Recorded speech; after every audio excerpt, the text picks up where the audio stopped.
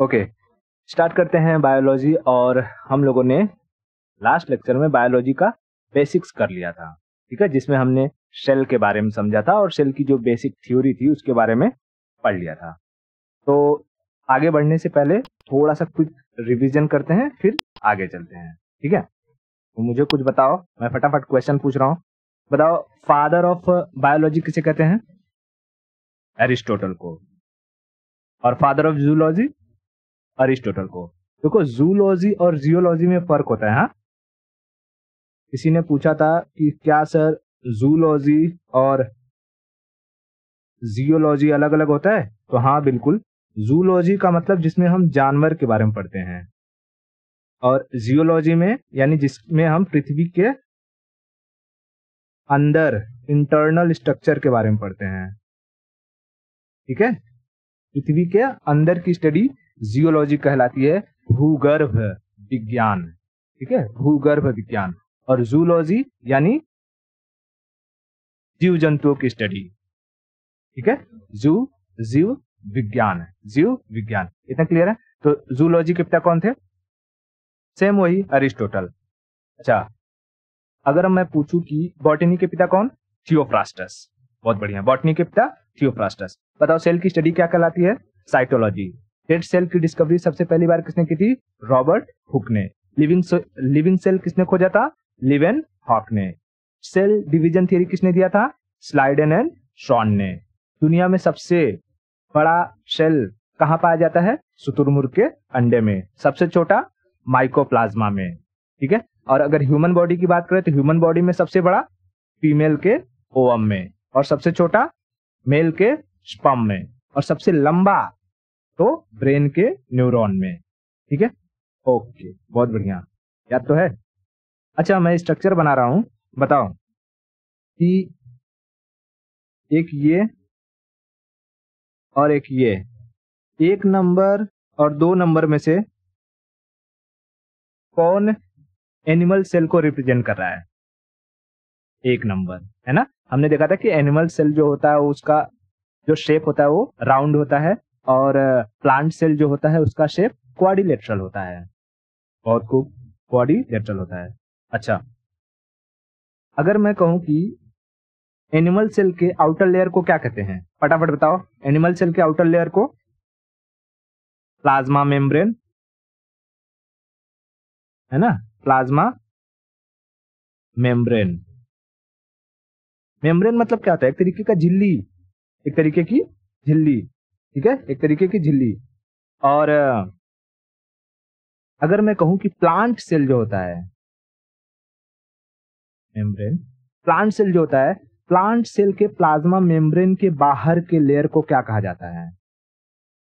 उसे हम कहते हैं सेल वॉल, है ना, सेल वॉल।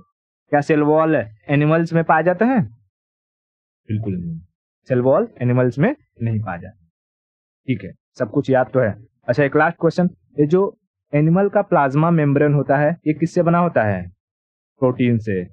और अगर मैं कहूं कि प्लांट का प्लाज्मा मेम्ब्रेन, ये भी प्रोटीन से बना होता है, लेकिन प्लांट का सेल वॉल सेलुलोज से बना होता है, ठीक है। प्लांट का सेल वॉल सेलुलोज से बना होता है, ठीक है, सेल वॉल सेलुलोज से बना होता है। इतना क्लियर है? बहुत बढ़िया। अब हम चलते हैं, जो सेल है हमारा, सेल के अंदर पाए जाने वाले अलग अलग स्ट्रक्चर्स के बारे में पढ़ते हैं। तो पहले मैं ये सेल का डायग्राम दिखा रहा हूं और इसमें अलग अलग स्ट्रक्चर्स कैसे दिखते हैं मैं उनके नाम बता देता हूं। जैसे सबसे बीचों बीच में दिखाई दे रहा है, इसको हम कहते हैं न्यूक्लियस। न्यूक्लियस, क्या कहते हैं? न्यूक्लियस। उसके बाद ये साइड में दिखाई दे रहा है, अभी इनके सब बड़े बड़े स्ट्रक्चर्स भी दिखाऊंगा। ये, इसको हम कहते हैं माइटोकॉन्ड्रिया। माइटोकॉन्ड्रिया, ठीक है, ये दिखाई दे रहा है। ये, इसको हम कहते हैं गोल्जी बॉडी या गोल्जी एपैरेटस, ठीक है, गोल्जी बॉडी या गोल्जी एपैरेटस। गोल्जी एपैरेटस के बाजू में ग्रीन दिखाई दे रहा है, इसको हम कहते हैं वैक्यूल्स। वैक्यूल्स, क्या कहते हैं? वैक्यूल्स, वैक्यूल्स, ठीक है। अच्छा, ये ब्राउन ब्राउन कलर में दिखाई दे रहा है, ब्राउन ब्राउन, इधर है इधर है, हाँ, तो इस ब्राउन कलर को हम कहते हैं सेंट्रोसोम। क्या कहते हैं? सेंट्रोसोम। ठीक है, सेंट्रोसोम। ये मुंह खुला हुआ है, ये दिखाई दे रहा है, इसको क्या कहते हैं? तो इसको कहते हैं हम लाइसोसोम। लाइसोसोम, ठीक है, लाइसोसोम। लाइसोसोम, इतना समझ में आ रहा है? लाइसोसोम।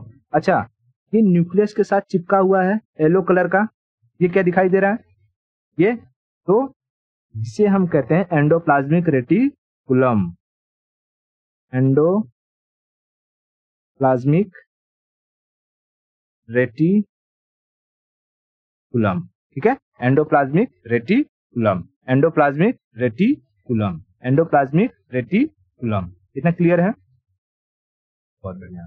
ठीक है, बहुत बढ़िया। पहले ये सारा स्ट्रक्चर देख लो, हमें याद रखने की जरूरत नहीं है ये स्ट्रक्चर्स, हम इस स्ट्रक्चर्स के बारे में अभी सब डिटेल से पढ़ेंगे। सिर्फ इतना समझा रहा हूं कि सेल के अंदर हमें क्या क्या स्ट्रक्चर्स देखने को मिलते हैं, कौन कौन सी संरचनाएं। अच्छा, इसमें ये पानी मतलब कि लिक्विड जैसा कुछ भरा हुआ है इस सेल के अंदर, और इस न्यूक्लियस के भी अगर अंदर हम देखें तो न्यूक्लियस के अंदर भी हमें ये सारा का सारा क्या दिखाई दे रहा है? कुछ स्ट्रक्चर्स मतलब कि हल्के हल्के हल्के हल्के लिक्विड जैसा दिखाई दे रहा है। तो जो सेल के अंदर ये लिक्विड भरा हुआ है, ठीक है, सेल के अंदर जो लिक्विड भरा हुआ है उसे हम क्या कहेंगे? जीव द्रव। एक्चुअली में देखो, ये जो न्यूक्लियस होता है, न्यूक्लियस के अंदर भी एक तरीके का लिक्विड होता है और सेल के अंदर भी एक तरीके का लिक्विड होता है। ठीक है, तो ये जो सेल के अंदर जो लिक्विड होता है उसे हम साइटोप्लाज्म कहते हैं, साइटोप्लाज्म। और न्यूक्लियस के अंदर भी जो भरा रहेगा लिक्विड उसे हम न्यूक्लियोप्लाज्म कहेंगे, न्यूक्लियोप्लाज्म। खैर, हम इन सबको अच्छे से पढ़ेंगे जब हम न्यूक्लियस पढ़ेंगे या डीएनए वगैरह पढ़ेंगे, तब समझेंगे कि साइटोप्लाज्म और न्यूक्लियोप्लाज्म को मिलाकर के हम लोग प्रोटोप्लाज्म कहते हैं। जीव द्रव्य की डिस्कवरी किसने की थी, या जीव द्रव्य को बेसिस ऑफ लाइफ किसने कहा था, हेक्सले का क्या नियम था, वो सब अच्छे से पढ़ेंगे। पहले यहाँ स्ट्रक्चर समझ में आया? सेल के अंदर हमें क्या क्या दिखाई देता है? क्या क्या होता है? न्यूक्लियस होता है, माइटोकॉन्ड्रिया होता है, गोल्जी बॉडी होती है।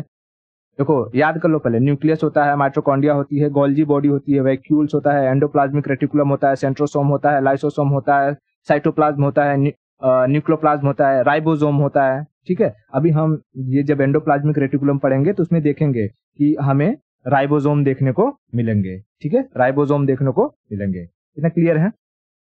ओके, ऐसे छोटे छोटे डॉट डॉट स्ट्रक्चर दिखाई दे रहे हैं, ये सब राइबोसोम होते हैं। राइबोसोम प्रोटीन निर्माण करने का काम करते हैं। ये मोस्टली कहाँ पाए जाते हैं? एंडोप्लाज्मिक रेटिकुलम में। ठीक है, एंडोप्लाज्मिक रेटिकुलम में। तो अभी हम इसके बारे में समझेंगे। अब चले एक एक के बारे में पढ़ना शुरू करें। ठीक है, तो सबसे पहले हम स्टार्ट करेंगे माइटोकॉन्ड्रिया से। ठीक है, ये माइटोकॉन्ड्रिया का बड़ा स्ट्रक्चर, ये वाला दिखाई दे रहा ना, ये यहां से शुरू करेंगे हम। माइटोकॉन्ड्रिया का स्ट्रक्चर दिखाई दे रहा है। तो सबसे पहली बार कि पूछेगा कि माइटोकॉन्ड्रिया की डिस्कवरी किसने की थी। पहली चीज क्या पूछेगा? डिस्कवरी किसने की थी? तो अल्टमैन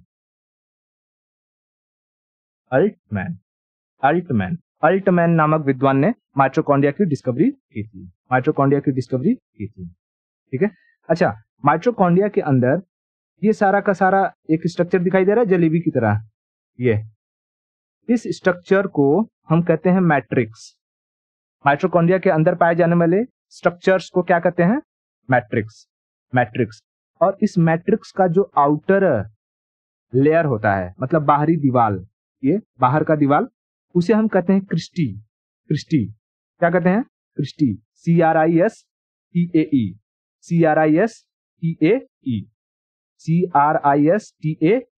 तो याद रखना कि इंटरनल स्ट्रक्चर को मैं यहां लिखता हूं, इंटरनल स्ट्रक्चर को हम क्या कहते हैं?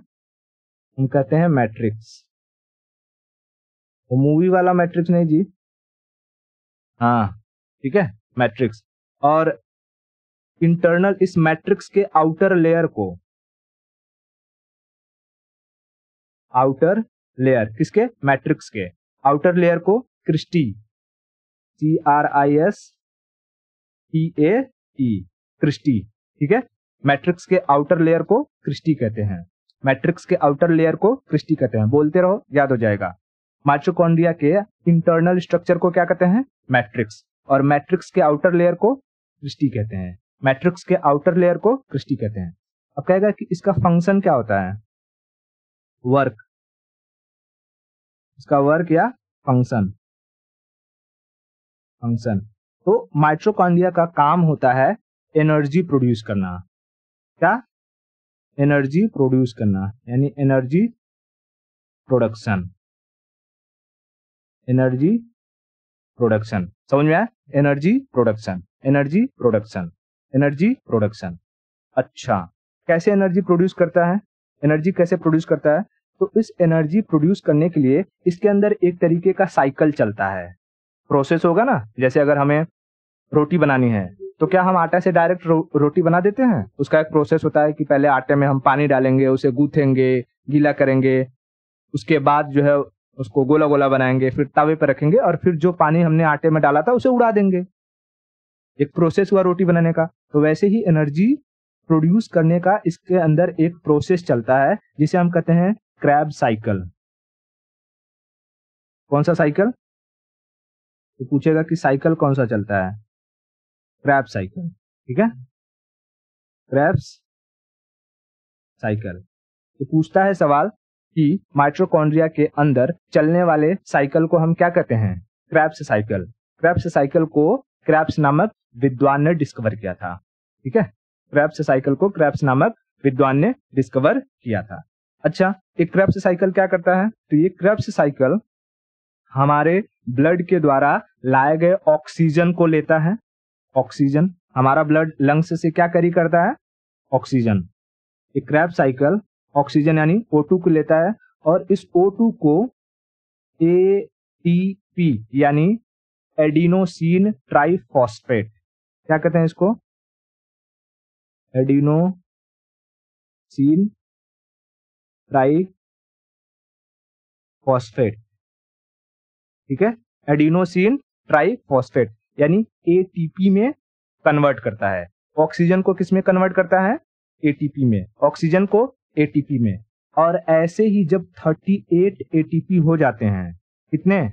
38 ATP, तो इन्हें मिला करके बनता है एक ग्लूकोज, ठीक है। इन्हें मिला करके क्या बनता है? एक ग्लूकोज। और यही ग्लूकोज हमें एनर्जी देता है।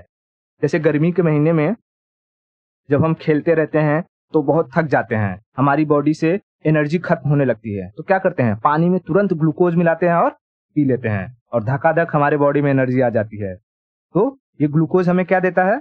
एनर्जी। तो पूछेगा कि एक ग्लूकोज के निर्माण के लिए कितने ATP की रिक्वायरमेंट होती है? 38। याद रखना, 38 ATP मिलकर के एक ग्लूकोज का निर्माण होता है। एक ग्लूकोज, और एक ग्लूकोज हमें 4.2 किलो कैलोरी एनर्जी देती है। कितना?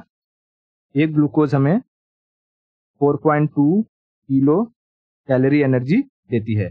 और एक दिन में हमें 1900 से 2600 किलो कैलोरी एनर्जी की जरूरत पड़ती है, ठीक है। हमें जरूरत पड़ती है। अगर हमें एक दिन में 2600 किलो कैलोरी एनर्जी मिल जाए तो हम सरवाइव कर लेंगे, एकदम आराम से जी लेंगे, कोई दिक्कत नहीं होगी हमें, ठीक है। इतना समझ में आया? बताओ, माइटोकॉन्ड्रिया की डिस्कवरी अल्टमैन। माइटोकॉन्ड्रिया के आंतरिक स्ट्रक्चर्स को, आंतरिक संरचना को मैट्रिक्स, मैट्रिक्स की बाहरी दीवारों को क्रिस्टी। माइटोकॉन्ड्रिया का काम क्या होता है? एनर्जी प्रोडक्शन का। एनर्जी प्रोडक्शन के लिए इसके अंदर कौन सी साइकिल चलती है? Krebs cycle. क्रैब साइकिल क्या करता है? यह ऑक्सीजन को ATP में कन्वर्ट करता है। और कितने ATP मिलकर एक ग्लूकोज बनाते हैं? 38 ATP। 38 ATP। एक ग्लूकोज हमें कितनी एनर्जी देती है? 4.2 kilo calorie. 4.2 kilo calorie. ATP का फुल फॉर्म क्या है? Adenosine triphosphate. एडिनोसिन ट्राइफॉस्फेट, ठीक है। इसीलिए माइटोकॉन्ड्रिया को पावर बैंक कहा जाता है। क्या कहा जाता है? Power bank. मैं लिख दूं यहां, एनर्जी प्रोडक्शन की वजह से ही इसे, मैं लिखता हूं, एनर्जी प्रोडक्शन की वजह से इसे क्या कहा जाता है? Power bank. ठीक है, पावर बैंक, पावर बैंक। तो कहेगा कि हमारी बॉडी में पावर बैंक किसे कहा जाता है? माइटोकॉन्ड्रिया को, माइटोकॉन्ड्रिया को। या एनर्जी प्रोडक्शन करने का काम किसका होता है? माइटोकॉन्ड्रिया को, माइटोकॉन्ड्रिया का। ठीक है, माइटोकॉन्ड्रिया का। इतना क्लियर हुआ? वापस एक बार रिपीट करते हैं। माइटोकॉन्ड्रिया की डिस्कवरी अल्टमैन, इंटरनल स्ट्रक्चर को मैट्रिक्स, मैट्रिक्स के बाहरी लेयर को क्रिस्टी। इसका काम क्या होता है? एनर्जी प्रोडक्शन करने का। कैसे करता है? क्रैब साइकिल के जरिए। क्रैब साइकिल क्या करता है? ऑक्सीजन को एटीपी में कन्वर्ट करता है। एटीपी का full form adenosine triphosphate. ATP क्या कितने एटीपी मिलकर के एक ग्लूकोज बनाता है? 38 एटीपी, 38 एटीपी। इतना क्लियर हो गया? इतना क्लियर हो गया तो आगे चलें। बहुत बढ़िया। अच्छा देखो, अब जो भी एनर्जी हमारे अंदर जनरेट हुई है, ठीक है, जो भी एनर्जी जनरेट हुई है उसे बॉडी के अलग अलग पार्ट में भेजना पड़ेगा कि नहीं? जैसे कि मैं तुमको पढ़ा रहा हूं, तो पढ़ाते वक्त मुझे बोलना पड़ रहा है, और बोलते टाइम मेरे बॉडी का कौन सा ऑर्गन सबसे ज्यादा काम कर रहा है? जीभ। तो इस वक्त मेरे बॉडी के जो जीभ है, टंग है, उसको सबसे ज्यादा एनर्जी की जरूरत होगी। तो भाई पूरे बॉडी से, जैसे मैं बैठा हूं, पैरों को एनर्जी की कोई जरूरत नहीं है, पेट पीठ को एनर्जी की कोई जरूरत नहीं है, हाथों को कम एनर्जी की जरूरत है, तो सबसे ज्यादा एनर्जी की जरूरत है हमारे जीभ को। तो सारे बॉडी से एनर्जी को खींच कर लाए और जीभ को प्रोवाइड करे। तो इसका भी काम करने के लिए कोई ना कोई होना चाहिए कि नहीं होना चाहिए? बिल्कुल होना चाहिए। और इसके लिए काम करते हैं गोल्जी एपैरेटस। कौन काम करता है? Golgi apparatus. गोल्जी एपैरेटस का काम होता है एनर्जी ट्रांसपोर्टेशन का। मैं यहां लिख देता हूं, गोल्जी एपैरेटस का फंक्शन। फंक्शन क्या होता है? एनर्जी ट्रांसपोर्टेशन, ट्रांसपोर्टेशन यानी एक जगह से दूसरी जगह एनर्जी को ले जाना, एक जगह से दूसरी जगह एनर्जी को ले जाना। गोल्जी एपैरेटस या गोल्जी बॉडी की खोज किसने की थी? तो कैमिलियो गोल्जी। डिस्कवर या डिस्कवरी किसने करी? कैमिलो गोल्जी ने। ठीक है, ये है कैमिलो गोल्जी, कैमिलो गोल्जी। समझ में आ रहा है? बताओ, गोल्जी बॉडी का काम क्या होता है? एनर्जी ट्रांसपोर्टेशन का, एनर्जी ट्रांसपोर्टेशन का। इसकी डिस्कवरी किसने की थी? गोल्जी, कैमिलियो गोल्जी ने, कैमिलियो गोल्जी ने। जैसे अगर कोई इंसान दौड़ रहा है, ठीक है, जैसे मान लो ये है मिस्टर रॉबिन, ठीक है, और ये दौड़ रहे हैं, तो इस वक्त दौड़ते वक्त इन्हें सबसे ज्यादा एनर्जी इनके किस बॉडी पार्ट को सबसे ज्यादा एनर्जी की जरूरत है? पैरों को। अगर इनके पैरों को एनर्जी ना मिले तो क्या ये दौड़ पाएंगे? नहीं दौड़ पाएंगे। ठीक है, अगर ये मुंह खोल करके दौड़ रहे हैं तो इनका मुंह ऊपर नीचे होगा, तो मुंह को भी एनर्जी चाहिए रहेगी। तो गोल्जी बॉडी थोड़ा एनर्जी, आधा जो है मुंह को देगा और पैरों को देगा। इसलिए जब हम मुंह खोल कर दौड़ते हैं तो जल्दी थक जाते हैं, लेकिन जब हम मुंह बंद करके दौड़ते हैं तो हमारे मुंह को एनर्जी की जरूरत नहीं पड़ती है, और सारा का सारा एनर्जी हमारा गोल्जी बॉडी किसको दे देता है? पैर को। और हम हुसैन बोल्ट हो जाते हैं और धक्का दौड़ लेते हैं। समझ में आ रहा है? इसलिए कभी भी दौड़ते वक्त मुंह खोलकर नहीं दौड़ना चाहिए। ठीक है, तो बताओ, एनर्जी ट्रांसपोर्टेशन, बॉडी में एक जगह से दूसरी जगह एनर्जी को ले जाने का काम कौन करता है? Golgi apparatus, Golgi apparatus, Golgi apparatus. इतना समझ में आया? बहुत बढ़िया। अच्छा, ये सेल देखो, मैं सेल, ये सेल दिखाई दे रहा है। इस गोल्जी एपैरेटस के बाजू में हमें क्या दिखाई दे रहा है? वैक्यूल्स। ठीक है, गोल्जी एपैरेटस के बाजू में हमें क्या दिखाई दे रहा है? वैक्यूल्स, है ना, वैक्यूल्स। वैक्यूल्स को हिंदी में कहते हैं रसधानी। मैं भी समझाता हूं, वैक्यूल्स को हिंदी में क्या कहते हैं?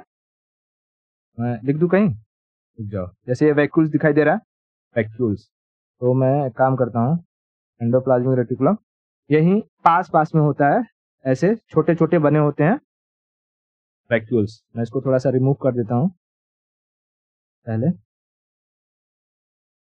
ठीक है, मैं यहाँ रेड से बना देता हूं। मान लो कि ये क्या है? वैक्यूल्स है। ठीक है, वैक्यूल्स लिखता हूं मैं, वैक्यूल्स। वैक्यूल्स को हिंदी में क्या कहते हैं? रसधानी, ठीक है, रसधानी। ये हमारी बॉडी में या हमारे सेल में वाटर को एब्जॉर्ब करने का काम करता है। वैक्यूल्स का काम क्या होता है? वाटर एब्जॉर्प्शन, वाटर एब्जॉर्प्शन, ठीक है, या वाटर स्टोरेज, वाटर स्टोरेज या वाटर एब्जॉर्प्शन। जैसे जब हमारी बॉडी में 1% अगर पानी की कमी होगी, 1% पानी की कमी होती है तो हमें प्यास लगती है। क्या लगती है? प्यास लगती है। लेकिन अगर हमारी बॉडी में 10% पानी की कमी हो जाए तो हमारी डेथ हो जाएगी, ठीक है, डेथ हो जाएगी। इसीलिए हमारी बॉडी के अंदर किसका होना जरूरी है? वैक्यूल्स का। वैक्यूल्स को क्या कहते हैं? रसधानी। इसका काम क्या होता है? वाटर एब्जॉर्प्शन का, वाटर एब्जॉर्प्शन का। इतना क्लियर है? इतना क्लियर है क्या? बहुत बढ़िया, ठीक है। तो आगे चलें। हमने क्या क्या देख लिया? हमने माइटोकॉन्ड्रिया देख लिया, हमने गोल्जी एपरेटस देख लिया और हमने वैक्यूल्स देख लिया, ठीक है, वैक्यूल्स देख लिया। अब चलते हैं, समझते हैं सेंट्रोसोम के बारे में, ठीक है। सेंट्रोसोम देखो दिखाई दे रहा है। अच्छा, सेंट्रोसोम का ये शेप दिखाई दे रहा है, कैसा दिखाई दे रहा है? बंडल शेप का दिखाई दे रहा है कि नहीं? बंडल, है ना, बंडल। तो जो सेंट्रोसोम होता है, सेंट्रोसोम, सेंट्रोसोम का स्ट्रक्चर होता है बंडल शेप का। यहाँ अगर कोई पूछेगा कि भाई बताओ सेंट्रोसोम का स्ट्रक्चर कैसा होता है, स्ट्रक्चर तो होता है बंडल के शेप का। अरे बीड़ी का बंडल नहीं रे, बंडल बाज कहीं की, बंडल शेप, ठीक है, बंडल शेप। अच्छा, इस सेंट्रोसोम की डिस्कवरी किसने करी थी? तो डिस्कवरी करी थी Theodore Boveri, Theodore Boveri, Theodore Boveri. Centrosome की डिस्कवरी किसने करी? थियोडोर बोवरी ने, थियोडोर बोवरी ने। अच्छा, काम क्या होता है इस सेंट्रोसोम का? तो देखो, जैसे हमारे बॉडी में हर जगह सेल पाए जाते हैं। पूरा हमारा बॉडी किससे बना हुआ है? सेल से बना हुआ है। अगर किसी ने हमें एक फाइट खींच के मार दिया हमारे चेहरे पे, ठीक है, जैसे कि मैं एक स्ट्रक्चर बनाता हूं, मान लो कि ये है मिस्टर रॉबिन, ठीक है, मिस्टर रॉबिन है।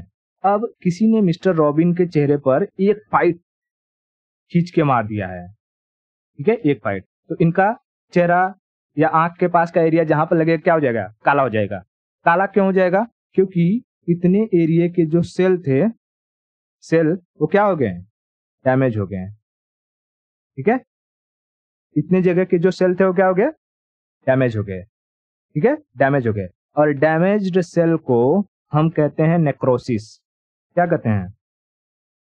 नेक्रोसिस, ठीक है, नेक्रोसिस। तो अगर कभी पूछेगा कि नेक्रोसिस किसे कहते हैं, तो डैमेज्ड सेल को हम नेक्रोसिस कहते हैं, या necrosis is nothing but death of cell, death of cell, चाहे किसी डिजीज से हो या किसी एक्सीडेंट से, ठीक है। तो अभी समझ में आया पहले क्या, कि रॉबिन के मुंह पर किसी ने एक मुक्का मारा, आंख के पास का एरिया काला हो गया। काला क्यों हुआ? क्योंकि वहां के सेल मर गए, वहां के सेल मर गए। अब भाई वहां के सेल मर गए तो क्या वहां सेल हमेशा के लिए मरे ही रहेंगे? उन सेल को रिप्लेस करना भी जरूरी है कि नहीं? नहीं तो वहां हमेशा हमेशा के लिए काला रहेगा। तो मरे हुए सेल को रिप्लेस करने के लिए नए सेल को जनरेट करना पड़ेगा। बहुत सही। तो नए सेल को जनरेट करने के लिए, या हम यूं कहें कि सेल डिवीजन का काम करता है सेंट्रोसोम। तो इसका अगर मैं फंक्शन लिखूं, सेंट्रोसोम का फंक्शन क्या होता है? तो इसका फंक्शन होता है सेल डिवीजन करने का, सेल डिवीजन करने का, ठीक है, सेल डिवीजन करने का। सेंट्रोसोम का फंक्शन क्या होता है? सेल डिवीजन करने का। सेंट्रोसोम की डिस्कवरी किसने की? थियोडोर बोवरी ने। इसका स्ट्रक्चर कैसा होता है? बंडल शेप का। स्ट्रक्चर कैसा होता है? बंडल शेप का। इतना क्लियर है अभी? बहुत बढ़िया। अच्छा, एक बात बताओ कि अगर क्या हो कि ये सेल डिवीजन बहुत धीमा हो जाए, तब अगर सेल डिवीजन बहुत धीमा हो जाएगा तो अगर मुझे कहीं चोट लग गई है तो क्या वो मेरा चोट जल्दी भरेगा? नहीं भरेगा। इसीलिए अगर हम देखते हैं जो डायबिटिक पेशेंट होते हैं, कौन? मधुमेह,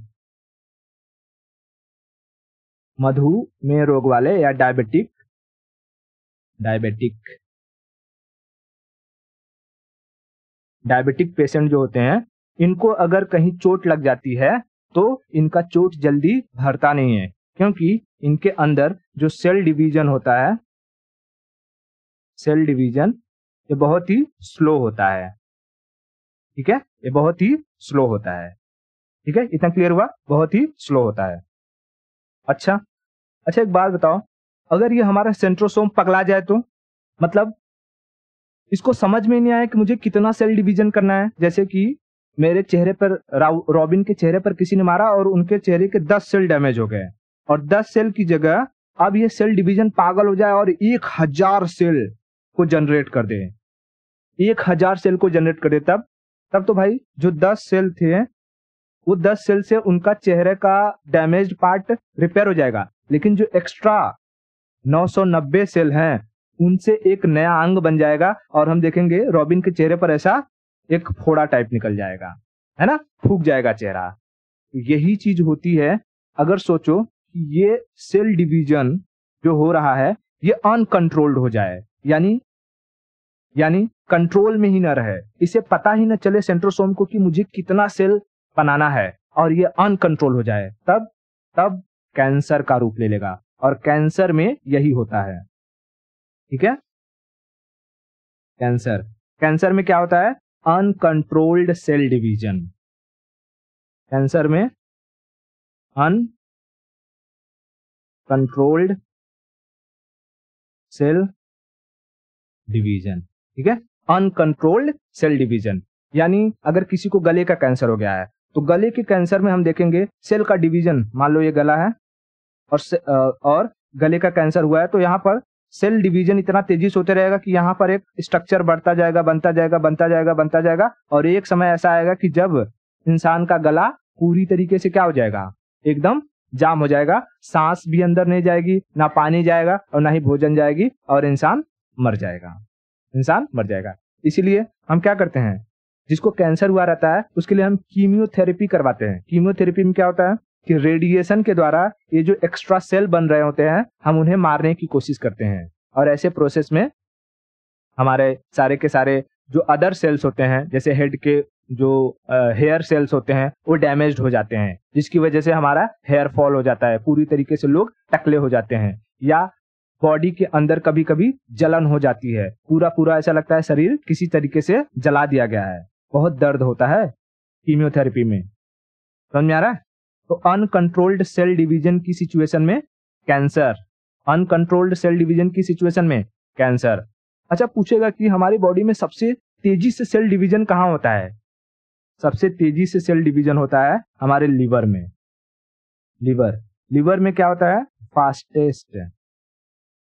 फास्टेस्ट सेल डिवीजन।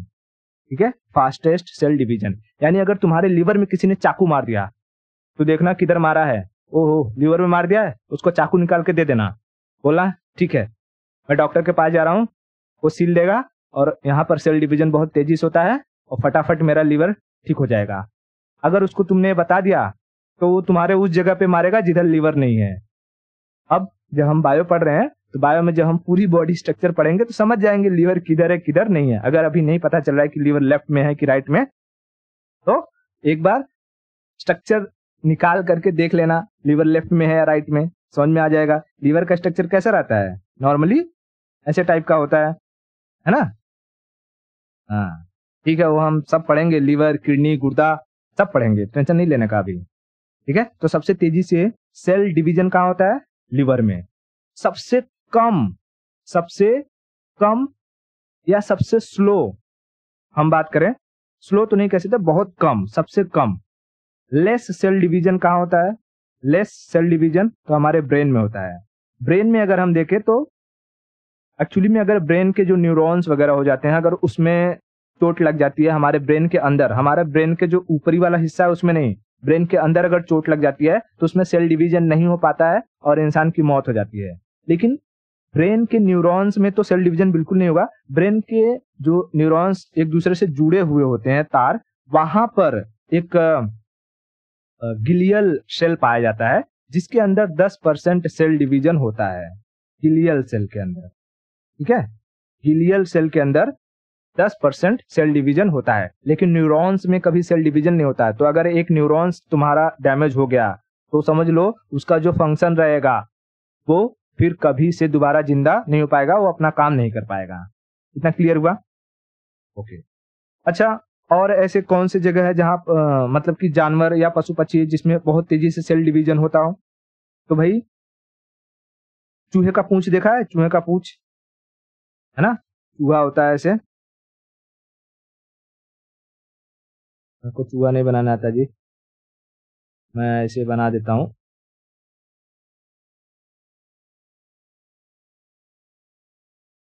ठीक है, ये चूहा है। चूहे का पूंछ अगर देखेंगे, पूंछ में, तो इसमें बहुत तेजी से सेल डिवीजन होता है, fast cell division, cell division. चूहे की पूंछ हो गई, या छिपकली होती है ना, छिपकली, छिपकली, छिपकली भी अगर हम छिपकली को मारने जाएंगे तो उसके पूंछ पर मारेंगे, उसका पूंछ कट जाएगा। या कोई छिपकली को पीछे से पकड़ रहा हो तो अपनी पूंछ को काट करके भाग जाती है, और कुछ दिन में हम देखेंगे कि छिपकली का पूंछ वापस आ जाता है। तो छिपकली के पूंछ में भी सेल डिवीजन बहुत तेजी से होता है। ठीक है, छिपकली के पूंछ में भी सेल डिवीजन बहुत तेजी से होता है। उसके बाद गेंडा होता है ना, गेंडा, राइनो, गेंडा। गेंडे को अगर हम चाकू मार दें तो उसका जो स्किन रहता है वो बहुत जल्दी रिकवर कर जाता है। तो गेंडे के स्किन में भी सेल डिवीजन बहुत तेजी से होता है। समझ में आया? गेंडे के स्किन में भी सेल डिवीजन बहुत तेजी से होता है। आई होप इतना क्लियर है क्या? बहुत बढ़िया। तो आज हमने क्या क्या देख लिया? पहले हमने माइटोकॉन्ड्रिया देख लिया, माइटोकॉन्ड्रिया के बाद हमने गोल्जी apparatus देख लिया, और गोल्जी apparatus के बाद हम लोगों ने सेंट्रोसोम देख लिया। ठीक है, सेंट्रोसोम देख लिया। इसको बार बार रिपीट करते रहो, याद हो जाएगा, कोई दिक्कत नहीं है। ठीक है, वैसे तो मैं लेक्चर में भी याद करवा दूंगा, बाकी अलग से याद करने की जरूरत नहीं पड़ेगी। इतना क्लियर है? तो आज के लिए इतना रखते हैं, और बाकी की स्टोरी हम नेक्स्ट लेक्चर में करेंगे।